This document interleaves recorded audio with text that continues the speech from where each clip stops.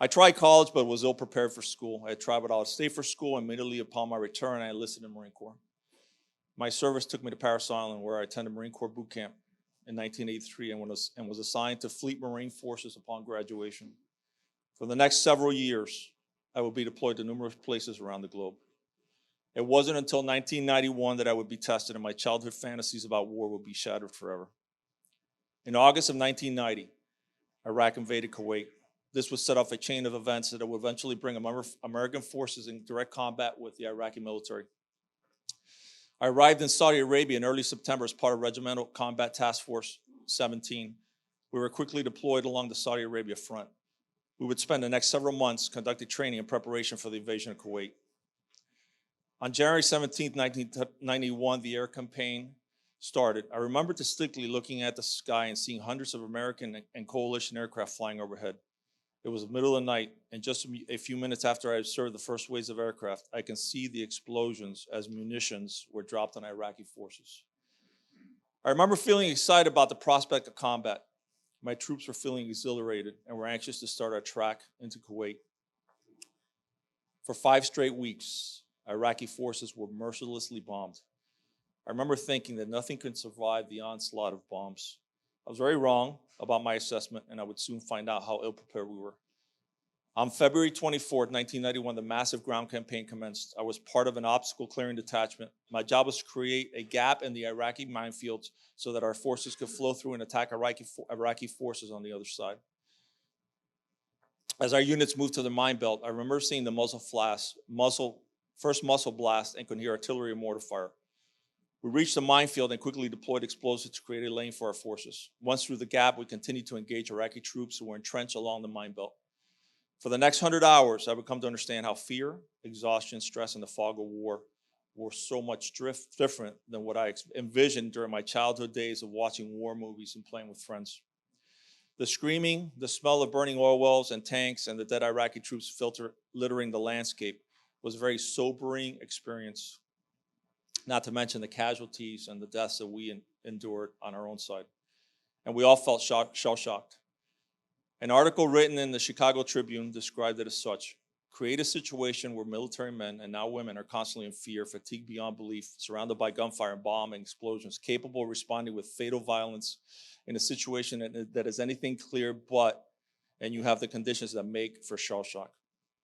For the next several years, I would suffer bouts of PTSD along with many of my fellow Marines. I would continue my career thinking that I had experienced many of the things that the vets before me had experienced. I had survived combat relatively unscathed. By all accounts, I had been baptized under fire. I was not a combat veteran of a foreign war, and I can boast to all my friends about my exploits. I would later find out that although that I had felt and seen many of the trauma of war, I would be ill-prepared for the next experience that I would endure. In March 2003, I would once again find myself deployed, this time in support of Operation Iraqi Freedom. I was part of the 2nd Tank Battalion. Our mission was to destroy enemy tanks and armored personnel carriers and dislodge Iraqi forces entrenched along crucial roads leading into Baghdad. My platoon was deployed in Humvees with missile systems, which we call TOW, on the turret that could destroy enemy armor from a distance of 3,700 meters away. We would accompany the tanks to protect their flanks and defend against enemy armored attacks. Drawing on my experience from Desert Storm, I prepared my men for combat. They felt confident in my leadership abilities and were convinced that they were ready for the inevitable ground campaign that would soon commence. We were all wrong on all accounts. We would learn valuable lessons about our resolve and pay a heavy price. On March 20th, 2003, we received orders to attack and quickly made our way into Iraq. Everyone was anxious for the war to start and eager to test themselves against the enemy forces. Our initial push into Iraq took us to the outskirts of Basra, where we set up a battle position to prevent Iraqi Republican Guard units from reinforcing Baghdad. We experienced light resistance, which only served to increase our confidence. We were then given new orders on the following day to move towards Baghdad and probe Iraqi defenses. We would travel lightning fast through several towns, effectively reaching the outskirts of Baghdad within several hours. Once again, spirits were high, and everyone felt that we would soon enter Baghdad. However, Many felt disappointed they would be cheated out of experiencing their baptism under fire and would not be able to boast about their combat exploits. All of this posturing would be shattered. On April 4th, we were tasked with setting up a battle position south of Baghdad. We were to cut off any Iraqi Republican Guard forces trying to retreat into the city. We had a quick meeting and came up with a battle plan. My lieutenant was moved from the scout platoon, was moved into the scout platoon because the previous lieutenant had been wounded when a rocket-propelled grenade hit his vehicle. I remember making small talk about the status of our vehicles and preparations that needed to be made. He was in good spirits, and I waved goodbye as he mounted his vehicle. I would never see him again. He would succumb to an enemy sniper fire just moments after reaching our battle position. When I returned to my unit, I advised them that we would be in the lead formation as we made our way up into the battle position. They were elated that we were picked to lead the assault. I remember telling them, careful what you wish for. We started our assault and started receiving some significant resistance. Unbeknownst to us, Iraqi Ba'ath Party loyalists, known as the Fedayeen, and numerous foreign fighters were lying in ambush outside the city along with regular Iraqi forces.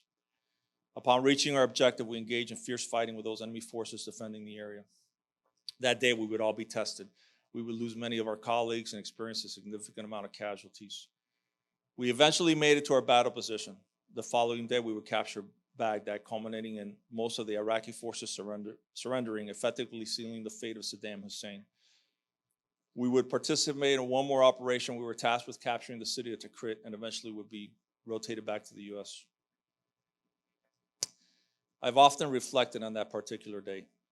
Because of that final battle, we would all have to deal with lifelong issues of PTSD and loss. Every year on the anniversary of the battle, we all meet to celebrate the sacrifice made by those who fought alongside us. We share the burden that so many before us have endured, which is survival guilt. We experience many of the emotions that are kept under wraps through the years and use this day to heal from the many scars and burdens we all carry. We all now know that war is neither glamorous nor attractive. It is monstrous. The very nature of war is the epitome of tragedy. As William Sherman once quipped, it is only those who have neither fired a shot nor heard the shrieks and groans of the wounded who cry aloud for blood. More vengeance, more desolation. War is hell. On a side note, my lieutenant, who was killed that day, when he was killed, I took over the platoon and became my responsibility to lead 120 men through these combat operations. God's providence, I had a chance almost a year later after the battle to meet with his mom and dad. So I didn't really know what to say to them. So I prayed about it and I asked God to just give me some wisdom and guidance and God's providence. So I went, I met with them, and his mom was a very devout Catholic woman. And so what I was able to give to her, I was able to let her know that the final moments of her son's life, I gave her a depiction of what was going on with him at the time. And I was able to let her know that he was at peace, with himself. We were all at peace. We talked about what we were going to do. We were all in agreement with the plan. We all said goodbyes. And I was able to share that with her. And man, what a difference that made in her life. She actually wrote a book, and she put a very large excerpt in the book about my experience along with serving with her son, the peace I was able to give to her. So again, that was something that was instrumental, that gave me some healing, that gave me some closure in my own life, because most of the deaths that we endured, in the Marine Corps, when you serve on active duty, you're serving with men and women throughout the country who are all banded together. You train together as a unit. But when we went to Iraqi freedom, we went as a reserve unit. The difference is that these men were not just Marines, they were some of my personal friends. They were people that I sat down with, have had dinner, that went to their kids' birthday parties. So, to go back and have to inform their families, that they're not coming back, or they've been so seriously wounded that they're not just going to be able to recuperate and live a normal life. It was a very tough thing for me, and it's taken me a long time to overcome that. Because I feel some guilt. I feel a level of responsibility that those were my guys, that I was supposed to protect them and get them through those hard times. And on in some instances, I failed. There was a particular time when during this major battle, that we were pinned. We were pinned down. Two of my sergeants were critically wounded. Two of my guys were mortally wounded. We were in the middle of the gunfight. I had to make a decision. Do I evacuate my two sergeants and save their lives, or do I keep moving and save the lives of all of the men who I was responsible for? I chose the latter. It still affects me to this day. Those two sergeants are still alive. Fortunately, I've had chances to speak with them about that decision. They don't hold me. They said they would have made the same choice if presented with the same circumstances. But those are the things that some people do not realize when you talk about leadership. That is where leadership comes to play, when you have to make the decision that affects somebody's life, and you have to do it. It's just part of what the Marine Corps teaches you, or any of the armed services, that to be a true leader, you have to be able to make those kind of decisions. So that was part of my Marine Corps experience. Now I can stand up here for years and talk about all the things, but I thought that by writing that paper, it would at least encapsulate some of the little things that were important, and I think I need to portray to people when they ask me about what I've done in Marine Corps. I don't ever talk about my experience. I just don't. I don't know if it's because I feel that if I do speak about it, it's going to affect me in negative ways. I don't boast about it anymore. I've learned my lesson, that war is beyond a tragedy. You're killing another human being. I remember that during one of the battle positions right outside of Basra, we had a vehicle that tried to enter our perimeter. And I remember shooting at the vehicle along with some of my fellow Marines. And we ran up to the vehicle because we thought it could have been, they were trying to, send car bombs into our perimeters to try to kill as many Marines as possible. And I remember approaching the vehicle, and there was an elderly person inside the vehicle. And he looked like my dad. And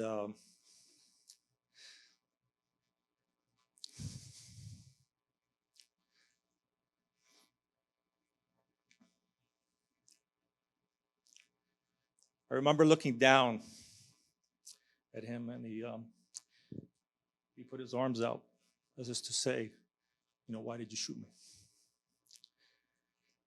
That's how war is such a tragic, evil thing. So, when we talk about Memorial Day, when we talk about the service of these Marines and sailors and Air Force men and some of these guys who have been in these combat situations, they have deep-rooted, issues about their service. It's not a glamorous thing to have to kill somebody. I can tell you it isn't. I've stared at guys right in their eyes right before they die. It's not a glamorous thing. It's something that we all, when we're kids, we think it's glamorous, but it isn't, and I still carry scars from that.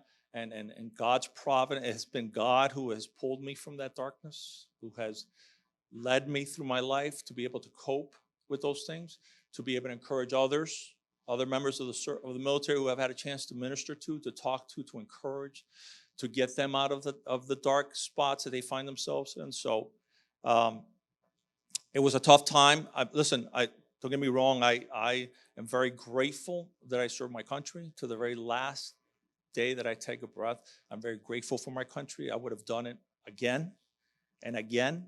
And there's not a single person who served in armed forces that if they were to be called on today, they wouldn't stand up and serve again. That's just the nature of who we all are, those of us who have served. It's the epitome of what the United States stands for, the protection of our country, the defense of our country. So let me move on from this, because this is very difficult. All right, so let's talk about my law enforcement career. Not that that's any better, because there are dark times there too. So I did 12 years on active duty in the Marine Corps, and I decided, I want to get out. I want to go into reserves. So I move up to Illinois. Now, I was married and divorced, and then I remarried. So in 1996, I left the Marine Corps, and I moved up to Illinois. So while in Illinois, I was trying to figure out what I wanted to do. I saw an ad in the paper for a position for a local police agency, Byron Police Department, just south of Rockford, Illinois. So I applied, not really considering, what the circumstance, if this was something that was, I just felt as a police officer, it's right up my alley. It's very paramilitary. It's what I've learned throughout my time in the Marine Corps. Thought I'd be okay with it. So I find out that there's 90 people applying for the position and just one position available. So I apply. I fail the polygraph test. Who knows? So the chief, God's providence, the chief at the time, he was a former Marine. So he brings me in. This is 90 people now that have applied for this position. He brings me in and he says to me, he says, "I like you, kid. You're a Marine. I know you got the qualities to do it. I'm going to send you back and do another polygraph." So the first polygraphist said, because I've never used drugs. "Oh, that's not true. Everybody's used drugs." So the second polygraphist comes back. "This is the best guy ever. I've never seen a guy so good. This guy," and I'm thinking to myself, how is that possible? I go to two different guys and they're all giving me two different, but it was God's providence to get me into law enforcement. So during my time up there, I was very successful. I did a lot of things with the Ogle County Sheriff's Office. Eventually I moved to another, and I was up there for 4 years. Now in 2001, I decided to move back to South Florida where I grew up. I grew up in Miami. So I joined the Broward Sheriff's Office. I'm coming up, January will be my 21st year. I have been extremely fortunate. I've had a very storied career, not because of what I've done, but because of what God's done in my life. And now that I'm in a position where I can influence people and I can make decisions, I use that to try to help the very deputies who work for me, to encourage them. So while I've been here at the Sheriff's Office, I've had dozens of jobs. I've held dozens of positions. Other than working road patrol, I've been in a regional traffic unit where we target aggressive driving. I've been in an anti-crime squad where we go out and we deal with community issues, violent crimes. I've been in the robbery unit, homicide, violent crimes, civil. I've been a sergeant, road patrol. I've been a criminal investigator as a sergeant. I've even been on Marine Patrol. The only thing I haven't done is ride a horse, but there's still hope. I'm trying to get the unit back. I have to do it. Just one more thing. The helicopter's out of the question. Now I'm not going to get a chance to fly that. So, of all the things that I've done in my career now up to this point, one of the more difficult jobs that I held was being a homicide detective. And I want to speak about that a little bit, because although during doing all those other units, I had an opportunity to really experience society and deal with the ills that we face on a daily basis and the evil that permeates, what people do. Homicide is by far off the charts. Nothing like anybody will ever experience.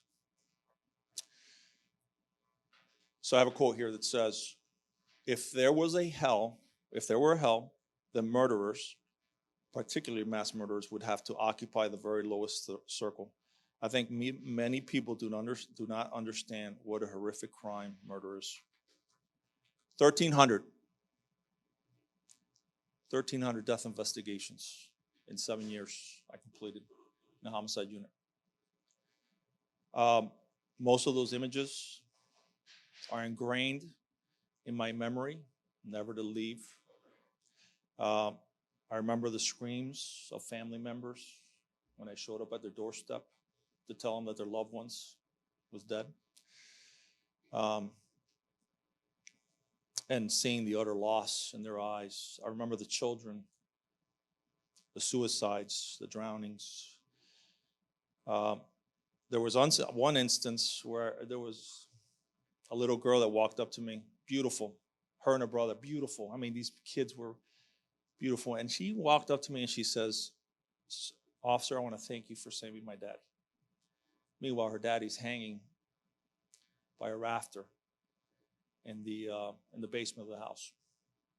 To this day, I can smell and remember her words, like it just like happened 5 seconds. So it had such an impact on me because I thought to myself, this beautiful family, these beautiful kids, and this guy is hanging, you know, for whatever reason, he had a fight with his wife, was mad, and he went and hung himself.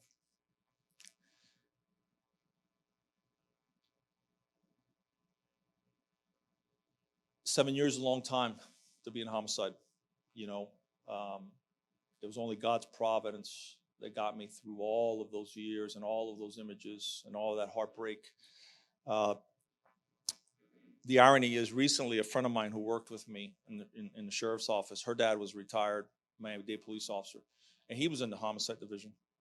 So the family said, "Hey, Dad, why don't you write a little bit about your experience in homicide?" So he wrote a book, and then he went through massive depression. He relived all of those moments that he had put in a box, and brought it all back again. So, you know, it's like it never leaves. But it was God's providence that led me through those dark times, and I actually believe that God put me, as tough as that position was, as hard as it was on me, mentally, physically, emotionally, how it affected my family, my friendships. God was an instrument through me to affect the lives of the people that I met, the encouragement I was able to provide them, the investigations I was able to complete, the closure I was able to give families, dealing with, the death in those circumstances is extreme. I remember I had a SIDS death, and I get to the hospital, and the nurse says, "Listen, Mom and Dad are in there. They have the baby. They won't give us the baby. We need to see the baby. We need to conduct our investigation. I said, "Okay." So I go inside. It's a young couple, and they're holding a baby. It's a SIDS death. We don't know what happened. The baby was 8 months old. They found it deceased in the bed. So I sat there for an hour, quiet, not saying a word. Just finally, I started to talk to the family, and I explained to Dad. I said, "Listen, we need to see the baby. We want to tell you what happened. We want to bring you some closure. We want to give you some answers. We want to be able to, so that if you guys ever have kids again, you know what the circumstances are." So he handed me the baby, a lifeless baby. And, I can't describe how those kind of circumstances impact a person's life, because you have to be there in the moment to really understand how it influences you. And I've seen kids drowning and the parents inconsolable at the hospitals. I remember one time we went to a house to inform the mom that their son was dead. There was a girl she wanted to be a homicide detective. So she says, "Can I tag along?" I said, "Okay." I said, "We're going to make the death notification." I said, "Just follow my lead. We're going to knock on the door. If we identify who's to ask that person who they are, what their relation to this person is, and see what they say."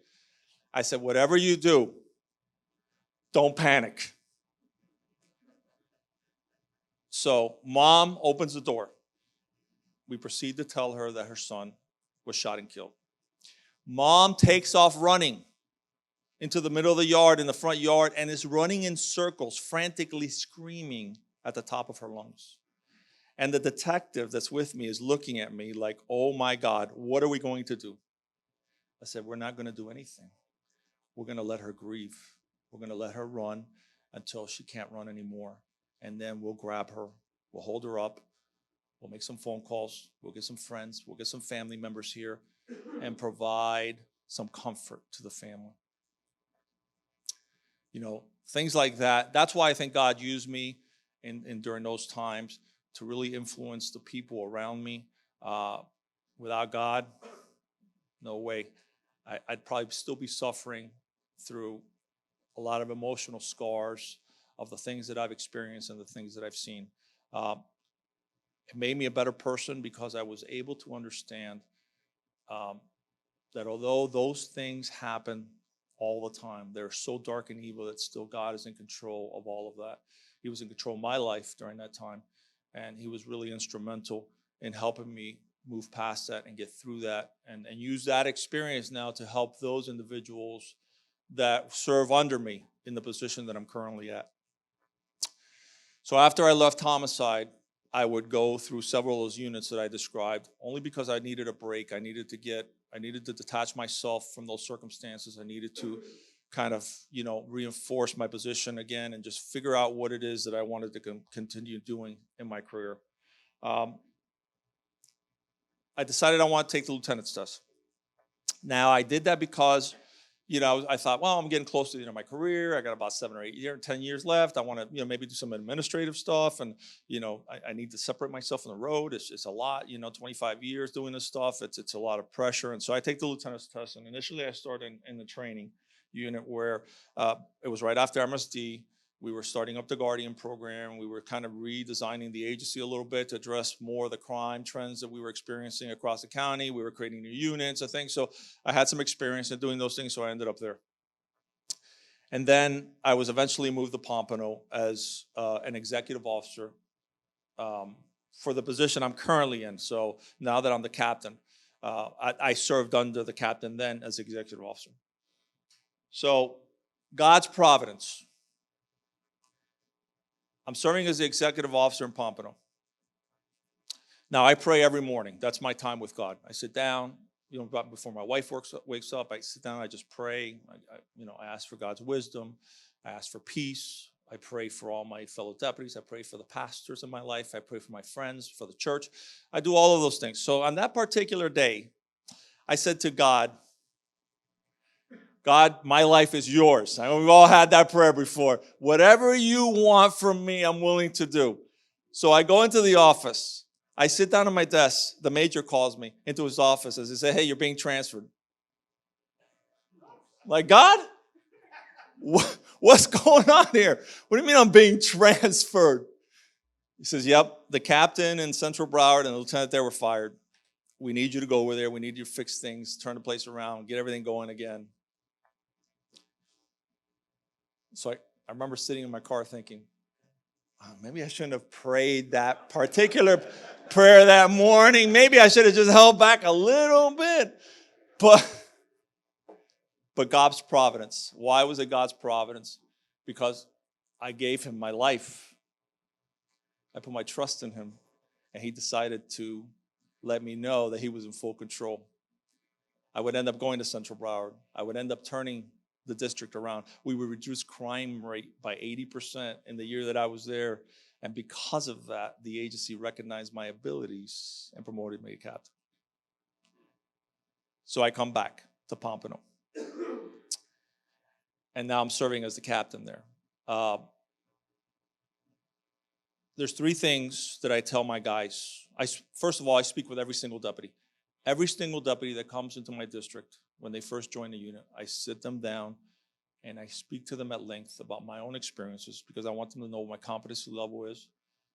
I want them to know me as a real person, not just as a captain that is unapproachable. I want them to understand that I have their best interest at heart, that when I make decisions, those decisions are carefully thought out so that the impact that they receive, is minimal, so that they understand that I'm trying to do it so that it benefits everybody. And so they know that at any time, because in law enforcement, as many of you know, we do suffer mental health issues, because of the very things that I spoke about in my own homicide experience. Now, I didn't speak about the countless hundreds of deaths that I experienced outside of the homicide unit. Before I even became a homicide detective, rollover accidents with 5 people in the car, all dead, burning homes with the bodies stacked inside. I didn't even discuss all of those issues, which these young 23-year-old deputies are now experiencing on a daily basis. So I try to speak about those things with them, to prepare them, to give them encouragement. So I do 3 things.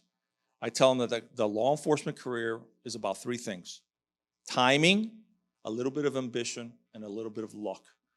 Now, I tie that into my experience in my law enforcement professional, and I tell them how I was able to start as a deputy and work my way through the rank as a captain, and all of the blessings that God has given me, and how He's been able to move me through all of those things to take me to where I am today. And it's important that I do that with them so that they trust in my and they have confidence in my abilities, and I can speak to them, and I tell them the door is open. That means that they know that if they're having a crisis in their lives, that they can come and speak to me frankly about the issues that they're encountering so I can help them. It's like I tell them. I used to tell my son in college, don't ask your stupid friend for advice who's just as naive and as inexperienced as you are. Call me. I might not like what you have to tell me, but I'm gonna help you through the problem. We're gonna fix it, and then we're gonna have a conversation about how you got yourself there in the first place. So I kind of use my experience now to make those kind of changes and affect that change, not just on a personal level, on a law enforcement perspective, but to really encourage them. Let's face it, we're facing very difficult times in our law enforcement profession. These 23-year-old kids are under a lot of pressure, because of what the community thinks, how they're supposed to interact, how they're supposed to work within the laws and everything that have been established, and all the pushback that we're getting and things of that nature. It's very difficult for a young man and woman to have to experience that. Now, the mentoring part of what I do now, besides the 80 hours that I work. So, who knew that as a captain, you'd be working 80 hours at salary pay? Of course, you work under the discretion of the sheriff's office. We're going to give you 90 hours of admin time to compensate you for your 10,000 hours that you're going to work this year, above what your regular hours are. But that's fine. I believe that, again, God's providence has put me here in this situation. So I have a picture of the sheriff, me and the sheriff, on my desk. It's a little prop. So when the guys come in and they sit down, I can see every time they sit down, they're kind of looking at it, because not everybody likes the sheriff, let's face it. It's just, deputies never like any sheriff because they never give them enough money, they never give them enough benefits, and so it's a whole thing. So, but there's a picture of the sheriff. So remember saying timing, ambition, luck. So what I do is I tell them a little story. So a few months ago, I was in a 10-week command officers course. It's a course that's designed to teach chiefs how to run an agency, budgeting, employee problems, community, dealing with city managers. Everything that a chief could encounter in his position is covered in those 10 weeks. It's a pain, okay? Because you got to write papers, you got to do analysis, you got to write operational plans, you got to speak, you got to do all of these things in front of. So you're there in the class with a bunch of other captains, lieutenants, some chiefs, and things of that nature. So the Thursday before graduation, I'm out washing my car, and I get a phone call from one of my classmates, and they're like, "Hey, did you read your email?" I'm like, "No, I haven't read anything yet." They go, "You came out number 1 in the class, right?" I'm like, so I had a 99.63 average. So the day of graduation, signature grand, we're sitting there. There's like 300 people there. Chiefs, police, sheriffs from all over the county, from all over the state of Florida, dignitaries, commissioners, everybody. All of my command staff, the sheriff, all the colonels, all the majors, captains, everybody. Anybody who's anybody in the sheriff, all of there. So they called my name. They said, "Captain Torres, Broward Sheriff's Office, winner of the prestigious Director's Award, come out number 1 in the class with a 90.63. So I go up and give a speech, and I get a standing ovation at the end. So I tell the deputies, I said, "Do you think that had an impact on my career? To have the sheriff and my command staff sitting there and me getting called up to win the prestigious Director's Award, coming out number 1 of all these captains, all these lieutenants with a 99.63, receiving the award, giving a speech, and getting a standing ovation." So I use that as a little prop for them to understand. But again, that was God's providence. I didn't go in there with the intention of doing that. But I don't know what God has in store for me. But obviously, that put me another notch in the level that I need to be at. So this is the one thing I want to talk about.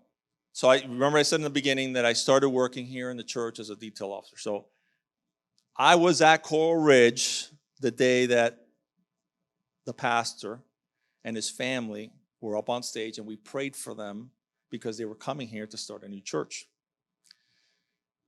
A few years later, we have a list that comes out with all the details on it. I look and I see that the church is looking for a detail deputy, and I see the pastor's name on Tommy Boland. God's providence. Not only have I worked here for 5 years now, but I've been ministered to, which I needed that ministry in my life, because it was during that time that my wife and I were really trying to find a place for us to attend church, somewhere that God spoke to us and encouraged us, and here we are. You know, God puts us where he wants us, where he thinks we're going to be the most useful, where we're going to receive the ministry that he wants us to receive. And since I've been here, it's been an extreme blessing for me, because you know what? I'm a sinner in need of a Savior, just like all of you. Doesn't matter what we've done, what we've accomplished in our lives. We're all broken. You know, my brokenness could be from being, you know, in dark times in my life, but it doesn't negate the fact that your brokenness is just as bad as mine.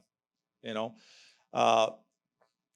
I need God's grace in my life because of my experience. It's just like all of you have experienced a significant loss, I'm sure, in your own lives. But in my own position, in my current position now, I know that God is using me to influence the people around me. You know, the deputies that work for me, my own command staff, the community, because I'm more compassionate and more sympathetic to the needs of what's going on. You know, and listen, it's no secret that, you know, law enforcement is under attack. It has been for several years. You know, and as a district chief, you know, I've managed to keep my district above that fray. We're fortunate enough that here in Broward, we're not experiencing a lot of the issues that a lot of other places face. Here we have a very resilient sheriff's office. We're able to deal with the community. The community appreciates our efforts. We deal with them every day. We have a great relationship with them, and thank God for that. Because there's other places, not so much. They're experiencing tremendous pressures. You know, law enforcement's fleeing the profession. They can't get anybody to work. It's crazy. So, you know, all the men and women on law enforcement, they understand that. And they understand what's at stake, you know. We know that there are inherent dangers in our jobs, but yeah, we still do it. You know, we're still willing to walk down that dark alley when others are not willing to do that. You know, Donald Trump said this about police officers. Every day our police officers race into darkened alleys and deserted streets and onto the doorsteps of the most hardened criminals, the worst of the community. You know, that's never going to change. You know, that's what we do every day. It's just part of who we are. You know, it's the responsibility we've accepted to serve in the community. So finally, you know, regardless of the difficulties I have endured in my career, I still find comfort in knowing that I do my job with the highest integrity and honor. That's important to me, because that speaks volumes about what God has done in my life. That's part of my ministry. Because when people say, "Man, why are you so happy? Why are you always so upbeat?" You know what? Because, you know, God is in control of everything in my life, and that's a way for me to minister to people. And you know, people say, "Well, I don't know if I can. I don't know how to minister. So I can't. Do I just walk up to somebody and share the gospel with them?" In your own position, you can be inadvertently sharing the gospel with them, and God is using you to plant seeds. And you might not ever know that word that you said or that action that you took had a positive influence on that person, but it does. So if there is a lesson to be learned by my life experience, is that Jesus has sovereignly directed every single step that I have taken. He has been in control of all things, and he still directs my life today. Proverbs 19:21 says, "Many are the plans in the minds of man, but it is the purpose of the Lord that will stand." And that's been the testimony of my life. It has always been his plan in my life from the very beginning. It has taken me years to realize that. Like the song says, sometimes you got to look back to see how God's hand has worked in your life. I want to thank all of you for allowing me to be the Tony Robbins speaker this morning. I am very humbled by your love and your friendship. God bless you guys.